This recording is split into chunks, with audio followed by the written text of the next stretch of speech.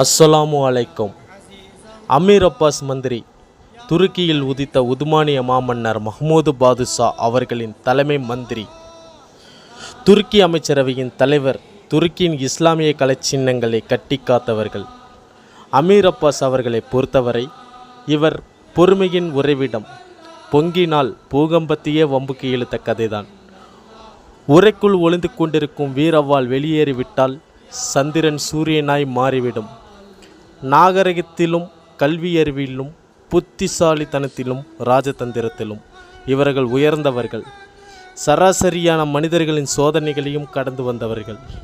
இவர்களின் தாரக மந்திரமே, ஒருபோதும் நீங்கள் முதலில் தாக்க வேண்டாம், நாம் போருக்காக வரவில்லை என்று முதலில் மனதில் நிறுத்த வேண்டும். அல்லாஹ்வின் நாட்டம். துல்காக்தா கிபி 1187 ஷஹீதானார்கள்.